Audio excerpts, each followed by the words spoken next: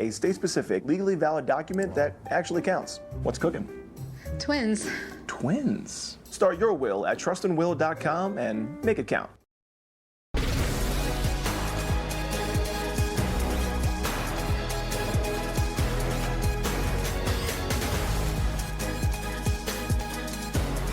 Welcome back to The Weekend, everyone. In less than 24 hours, Michael Cohen is expected to take the stand for his fourth day in Donald Trump's 2016 election interference trial. Cohen was berated by Trump's legal team during heated cross-examinations last week. Tomorrow will be the 19th day in court and key for both sides to make their case with this pivotal witness. While the prosecution signaled they won't be calling anyone else to the stand, the defense said last week Trump still has not decided if he will testify. Dun, dun, dun. Joining us now is MSNBC Justice and Legal Affairs analyst Anthony Coley. He's the former director of the Office of Public Affairs and former senior advisor to Attorney General Merrick Garland. Also with us is MSNBC legal analyst Christy Greenberg. She is a former federal prosecutor and former criminal division deputy chief for the Southern District of New York. Say that 5 times. Okay. Christy, I want to read you something. This is from the New York Times. This is today. The headline, as Trump trial nears its end, the law may give prosecutors an edge.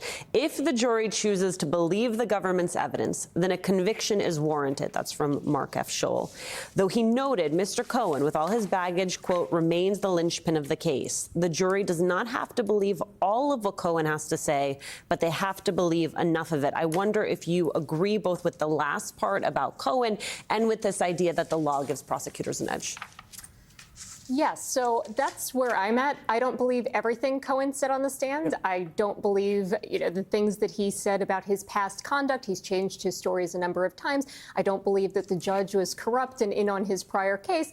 So I had issues with some of the things that he said. But as to the core conduct here, I think you do have to believe him because he's the one who's in the room with Donald Trump where Donald Trump says he was really angry about the Stormy Daniels payment. And then as to delaying that payment, again, that was Donald Trump saying the reason you make that delay, hopefully till after the election. It had nothing to do with Melania. It had everything to do with the election. Again, could the jury piece that together from other witnesses circumstantially? Yes. But the direct evidence of that conversation and that direction is coming from Donald Trump. As to the falsified business records aspect of it, once again, you have evidence from others like Jeff McConney, who talks about the fact that this was a reimbursement, that Deborah Tarasoff from the Trump Organization saying that anything over $10,000, Donald Trump, from his personal account, Donald Trump is approving. So you have, again, circumstantial evidence. But Michael Cohen is the one who said he was reimbursing me for these specific Stormy Daniels payments. I think you need to believe that that's the case, that he actually showed that document of Alan Weisselberg's handwritten notes of how those payments were going to be made in order to get the falsified business records and his knowledge and intent of those. So, Anthony, how much of this that we saw last week was largely just performance art by Blanche? This was really just, feeding gruel to Donald Trump, who's sitting there stewing in his own stuff. And my concern with all of this is that performative part of this, and I get what people are saying about the jury, but I think people just need to be prepared for this thing going sideways, because I think that performance does have an effect. You've been in the court, you know how that goes. Talk a little bit about what that does to a jury when they see either prosecutor or defense performing that way, and I think somewhat effectively. Well, here's what's so interesting about what we saw from Todd Blanche. It was meandering, right? Until we got to Thursday, right around lunchtime, where he tries to have this Perry Mason moment, where he tries to strike this blow. But at his core, I think he was really trying. Michael Cohen has been on stand today now, 3 days from Monday. I think what he was trying to do is really wear this guy down, trying to trip him up in a way to have one aha moment. What Blanche didn't appreciate is that this is a Michael Cohen now who is disciplined in a way that we saw back when he testified on Congress, where you had some folks like the Jim Jordans of the world who were really not drinking violets or wallflowers by any stretch of the imagination. So he has not, Todd Blanche, landed the punch that he expected to land.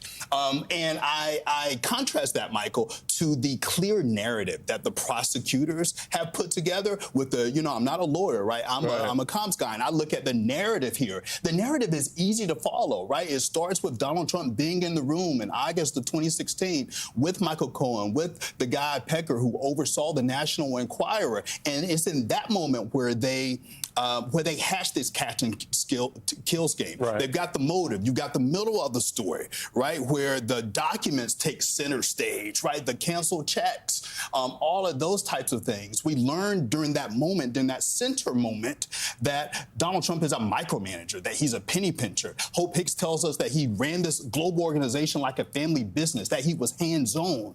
And then we end with Michael Cohen putting more meat on the bone, putting Donald Trump in the room. So could it go sideways, to bring it home to your question? Sure it could, right? You only need one person to say, I just don't know. And I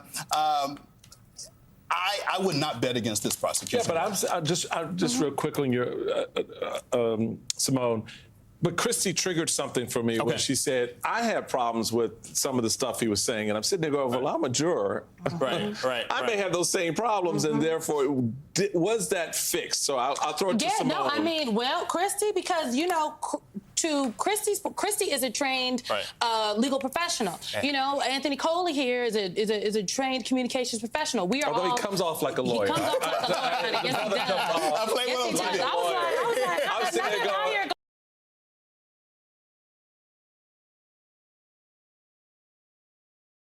believing he's a lawyer today. But if even Christie is like, now, I ain't believe everything Michael. When she said that, I was like, you know what? That's what. Well, if Christie didn't believe everything Michael Cohen said, did the jury believe everything Michael Cohen said? And if they don't, could they still vote to convict?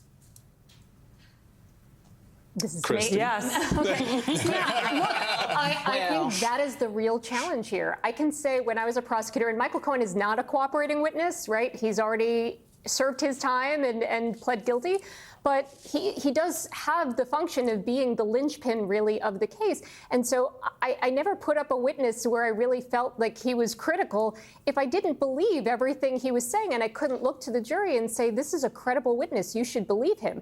It is very difficult to then say, and again, it's not that you haven't put up witnesses where they've done bad things. I've put up witnesses who were cooperators, who had murdered people, who had committed violent crimes, but they owned up to them. And I could feel confident by saying, you've heard about everything you've heard from this witness. He's been fully debriefed, and we feel confident with his testimony that he's telling you the truth, and the jury should believe him.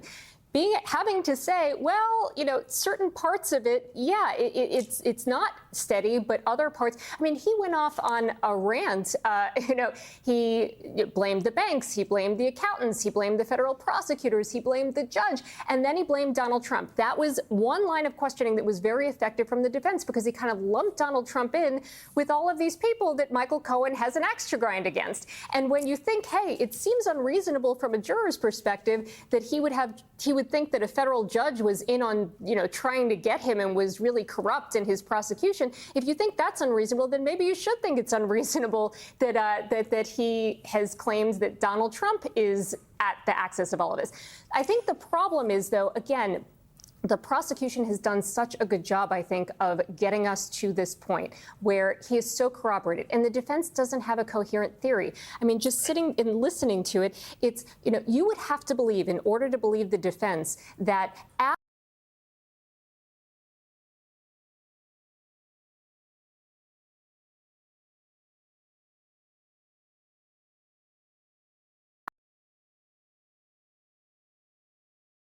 or just to protect himself and his family, why delay the payment? It doesn't make any sense. And then all of these checks that he's signing for $35,000, what were they for? They were for legal expenses for what? We haven't heard anything about any legal work that's actually been done. They weren't treated like legal expenses within the Trump organization. So again, there are so many questions that I feel like the defense doesn't really have any coherent theory. Look, they don't have to. They can just say we're poking holes. Prosecutors haven't met their burden of proof beyond a reasonable doubt. They could do that, but there are just so many unanswered questions, and I think the prosecutor's theory is so clear, is so corroborated that, yeah, I think with his warts and all, you do believe Michael Cohen, and I do think the jury should convict here. Will they? There are two lawyers on that jury, and that is the thing that concerns me here, because they may take a real look at this. Yeah. Anthony Coley, speaking to you as a comms professional, I want to show you this headline from the Wall Street Journal. If Trump testifies, could it hurt his case? Which I have to imagine is a rhetorical question. They write, in some cases, a defendant's testimony can be helpful to winning a case, according to lawyers, but the defendant needs to be disciplined and come across as honest. Anthony Coley, I mean, I am sure that you have sat with many people and trained them on how to be disciplined, how to make sure they come across as honest. That is a high bar for the person we're talking about here. It's an extraordinarily high bar for the person we're talking about here. Listen, my hope, my wish is that, yes, I hope Donald Trump testifies, right? Because every time he has testified, it hasn't worked out for him. I'm thinking back to his E. Jean Carroll deposition, right? Do you all remember that? In this E. Jean Carroll moment where he was trying to undermine E. Jean Carroll. He was saying, oh, she's not my type.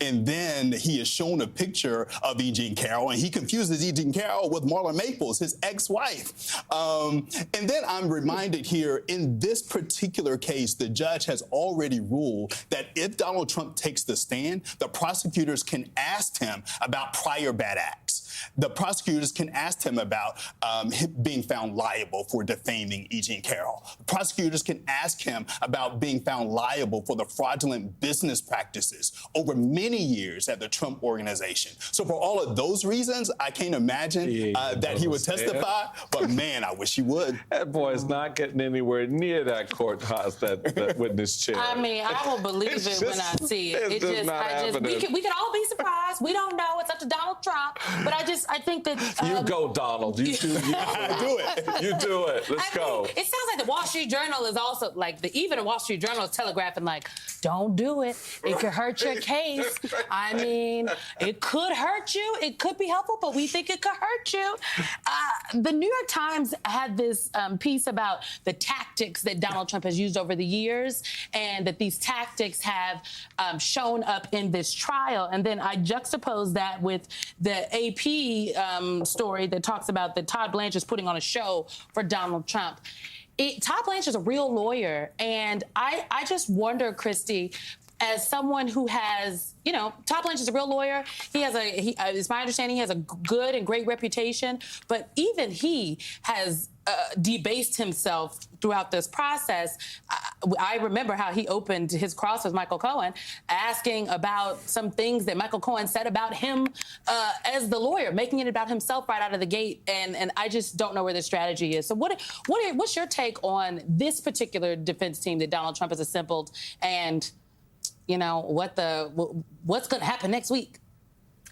Yeah, so I worked at SDNY as a prosecutor alongside Todd Blanche and Emil Bovee, who, again, both have had trial experience. Todd Blanche was a supervisor of the Violent Crimes Unit. That is the unit at SDNY that had the most trials. So he has not only prosecuted a number of trials, but supervised a number of trials as well. That said, a number of the things that he has done, strategically have been really surprising to me. Attacking the prosecutors and saying they engaged in, discovery violations when he knew he could have gotten the documents himself, leading the judge to really scold him and say, you're not only accusing them of misconduct, you're accusing the court of being complicit in it, and you don't have a single case cite to do that.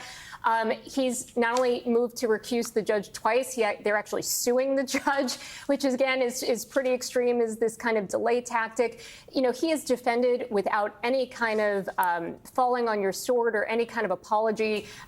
Donald Trump's attacks on witnesses, in this case on jurors, and instead actually got up with a straight face and told the judge, Donald Trump is trying to comply with the gag order. We know the guy is not trying to comply with the gag order, leading the judge to say, you have lost all credibility with this court. That happened before the trial had even started. So that is, again, I think a lot of these tactics are really questionable. And yes, I think a lot of this is at the direction of his client, who just wants to employ that kind of Roy Cohn tactic of, attack, attack, attack. And it doesn't work. Look, the person you should be attacking, there's one witness, and it's Michael Cohen, and that's the person